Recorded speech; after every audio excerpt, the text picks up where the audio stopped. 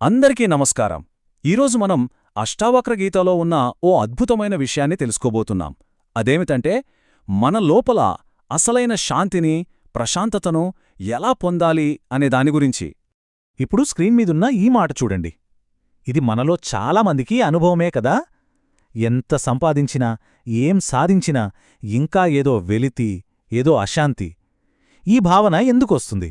దీని గురించే ఈరోజు మనం లోతుగా మాట్లాడుకోబోతున్నాం. సరే, మరి మనం మొదటి విభాగానికి వచ్చేద్దాం. ఈ ప్రశాంతత లేని కోరిక, ఈ అశాంతికి అసలు మూలం ఏంటి? అష్టావక్రుడు దీన్నే బంధం అని అంటాడు. ఆ బంధమంటే ఏంటో ఇప్పుడు చూద్దాం. బంధం అనగానే మనకు సంకెళ్ళు గుర్తొస్తాయి. కాని ఇక్కడ అష్టావక్రుడు చెప్పేది ఆ బంధం గురించి కాదు. మనసుని మనమే అనవసరంగా ఒక కోరికకు కట్టేయడం. అదే నిజమైన బంధం. ఒకసారి ఆలోచించండి. ఎప్పుడైతే మనం ఏదైనా కావాలని బలంగా కోరుకుంటామో ఆ క్షణంలో మనం ఆ వస్తువు కంటే చిన్నవాళ్లమైపోతాం, అవునా? ఈ విషయం ఇంకా బాగా అర్థం కావడానికి ఒక చిన్న ఉదాహరణ చూద్దాం. దీన్నే స్పూన్ ఉపమానం అంటారు. అనుకోండి, ఒకరి దగ్గర అన్నీ ఉన్నాయి, ఏ లోటూ లేదు. కాని ఓ పెద్ద హోటల్కి వెళ్ళినప్పుడు అక్కడొక మెరిసిపోతున్న స్పూన్ చూశారు. అబ్బా, ఈ స్పూన్ నా దగ్గర ఉండాలనిపించింది. అంతే, ఆ క్షణం నుంచి తనకున్నదంతా మర్చిపోయి మొత్తం ప్రపంచం ఆ చిన్న స్పూన్ చుట్టూ తిరుగుతుంది. చూడండి, ఒక చిన్న కోరిక మనల్ని ఎంత చిన్నబుచ్చేస్తుందో. ఈ కోరిక అనేది ఎలాంటిదంటే అదొక ఆలోచనల తుఫాన్ లాంటిది. అడవిలో పుట్టగొడుగులు ఎలాగైతే ఒకదాని తర్వాత ఒకటి టపాటపా మొలుస్తాయో మనసులో కోరికలు కూడా అలానే పుట్టుకొస్తూ ఉంటాయి. సరే, కష్టపడి ఒక కోరిక తీర్చుకున్నామనుకుందాం. ఆ తర్వాతేమవుతుంది? దాని వెనకే మరో 10 కొత్త కోరికలు క్యూలో ఉంటాయి. అంటే కోరిక తీరినా కోరుకోవాలనే ఆ మూలం మాత్రం మనలోనే ఉండిపోతుంది. మరి ఈ కోరిక అనేది మనుషుల్ని ఎలా విభజిస్తుందో చూస్తే చాలా ఆసక్తికరంగా ఉంటుంది. సాధారణంగా ప్రపంచంలో 2 రకాల వ్యక్తులుంటారట. వాళ్ల దారులు వేరైనా వాళ్ళిద్దరినీ నడిపించే ఇంధనం మాత్రం ఒక్కటే. ఏంటో చూద్దామా? ఇక్కడున్న 2 అన్వేషకులను చూడండి. మొదటి రకం భోగాభిలాషి, అంటే ప్రాపంచిక సుఖాలు, డబ్బు, ఆస్తులు, హోదా ఇలాంటి వాటి వెంటపడేవాళ్లు. ఇక రెండో రకం మోక్షాభిలాషి. వీళ్ళు ఆధ్యాత్మికత, పూజలు, పుణ్యం, ముక్తి ఇలాంటి వాటికోసం అన్వేషిస్తూ ఉంటారు. ఒకరు లోకం కోసం పాకులాడితే మరొకరు లోకం నుంచి విముక్తి కోసం పాకులాడుతారు. చూడ్డానికి వీళ్ళిద్దరూ వేర్వేరు దారుల్లో వెళ్తున్నట్టు అనిపిస్తోంది కదా. కాని అసలైన విషయమేంటంటే, ఇద్దరూ ఒకే ఉచ్చులో చిక్కుకున్నారు. ఆ ఉచ్చు పేరే కాంక్ష, అంటే కోరిక. ఒకరికి బంగ్లా కావాలి, ఇంకొకరికి మోక్షం కావాలి. కాని ఇద్దరిలోనూ కామన్గా ఉన్నది ఆ కావాలి అనే కోరికే. ఆ కోరిక ఉన్నంతవరకు అశాంతి తప్పదు. దీన్నే ద్వంద్వం యొక్క ఉచ్చు అని కూడా అంటారు. అంటే మన మనసు ఎప్పుడూ జంటల మధ్య నలిగిపోతూ ఉంటుంది.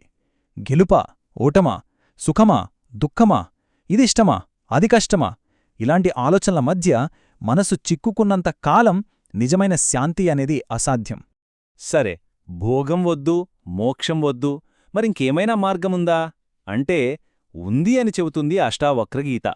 కాని ఆ మార్గంలో నడిచేవాళ్లు చాలా చాలా అరుదుగా ఉంటారు.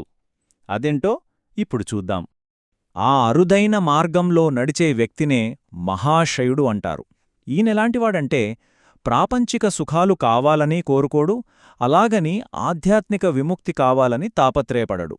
అంటే ఆ 2 కోరికల నుంచి బయటపడినవాడు. ఇది చాలా గొప్ప స్థితి. ఒక మహాశయుడు ఎలా ఉంటాడో అర్థం చేసుకోడానికే మనకు రమణ మహర్షిలాంటి గొప్పవాళ్ల జీవితాలే స్ఫూర్తి. వాళ్ల లక్షణాలు ఎలా ఉంటాయంటే, ఏదీ ఇలాగే ఉండాలి, అలా ఉండకూడదు అనే పట్టింపుండదు. జీవితం ఎలా వస్తే అలా దాన్ని స్వీకరిస్తారు. పూర్తి సమత్వస్థితిలో ఉంటారు. ఎవరికీ వాళ్లు యజమాని కారు, అలాగని బానిసా కారు. లోపలెప్పుడూ చెక్కుచెదరని శాంతితో ఉంటారు. వాళ్ల దృష్టిలో ఒక రాయైనా ఒక బంగారం ముక్కైనా 2 సమానమే. ఇది వినడానికి బాగుంది, కాని నిజ జీవితంలో సాధ్యమేనా అనిపించొచ్చు. ఒక చిన్న ఆధునిక ఉదాహరణ చూద్దాం. ఒక పెద్ద పారిశ్రామికవేత్త ఒకరి దగ్గరకొచ్చి, నా ప్రాజెక్ట్కి మీరు స్పెషల్ అటెన్షన్ ఇవ్వాలి అని డిమాండ్ చేశాటట.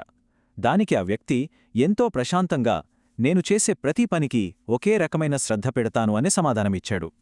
ఆ మాటలకి పారిశ్రామికవేత్తకి కోపం వచ్చి వెళ్ళిపోయాడు.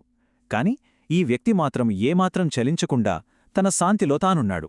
ఇదే సమత్వమంటే. ఇప్పటిదాకా మనం చెప్పుకున్నది చాలా లోతైన విషయం. మరి దీన్ని మన రోజువారీ జీవితంలో ఆచరించడం ఎలా? దీనిక్కూడా ఒక మార్గముంది. అదే సాక్షిగా జీవించడం. మన చివరి విభాగంలో దీని గురించే తెలుసుకోబోతున్నాం. ఒక్కసారి ఆలోచించండి. మనకు ప్రతిరోజూ ఎన్నో సంఘటనలు జరుగుతాయి. పొద్దున్న లేచిన దగ్గరనుంచి రాత్రి పడుకునే వరకు ఎన్నో చూస్తాం, ఎన్నో వింటాం. కాని వాటిలో 99% విషయాలు మరుసటి రోజుకి గుర్తుండవు. ఎందుకు? దీని గురించి ఎప్పుడైనా ఆలోచించారా? ఎందుకంటే మరిచిపోవడం అనేది మన సహజ స్వభావం. దానికి ప్రయత్నం అవసరం లేదు. కాని గుర్తుపెట్టుకోవడానికి మాత్రం ప్రయత్నం కావాలి. మనం కావాలని పట్టుకుని వేలాడేది ఆ 1% విషయాలనే.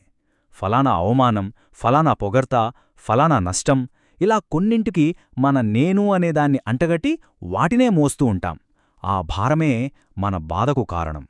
మరి దీనికి పరిష్కారమేంటి? అదే సాక్షి. సాక్షి అంటే మన నిజమైన స్వభావం. అది కేవలం చూస్తూ ఉంటుంది. ఏది మంచి, ఏది చెడు అని తీర్పులివ్వదు. దేనితోనూ అతుక్కుపోదు. దాన్ని మనం సృష్టించలేం, నాశనం చెయ్యలేం. అది ఎప్పుడూ ఉంటుంది, మన లోపల ఒక నిశ్శబ్ద పరిశీలకుడిలా. మరి సాక్షిగా జీవించడమెలా? ఇదిగో ఇక్కడ కొన్ని సింపుల్ స్టెప్స్ ఉన్నాయి.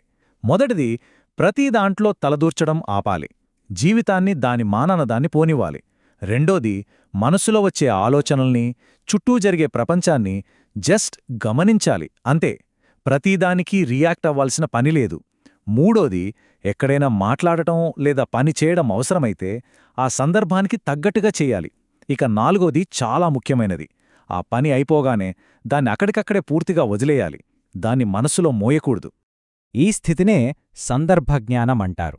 అంటే గతాన్ని గురించిన భారాన్ని, భవిష్యత్తు గురించిన ఆందోళనను పక్కనపెట్టి ఆ క్షణానికి ఏది అవసరమో, ఏది సరైనదో గ్రహించి అలా ప్రవర్తించడం. అంతకు మించి ఇంకేమీ ఆలోచించకపోవడం. ఈ విశ్లేషణను ఒక చిన్న ప్రశ్నతో ముగిద్దాం. ఈ ప్రశ్న ఇప్పుడే, ఈ క్షణంలోనే ఆచరించడానికి. సరిగ్గా ఇప్పుడు ఈ మాటలు వింటున్న ఈ క్షణంలో మనసులో ఏ ఆలోచనలు నడుస్తున్నాయి? వాటితో వాదించకుండా, వాటిలో కలిసిపోకుండా, వాటిని కేవలం ఒక సాక్షిలా గమనించగలమా? ఒక్కసారి ప్రయత్నించి చూడండి.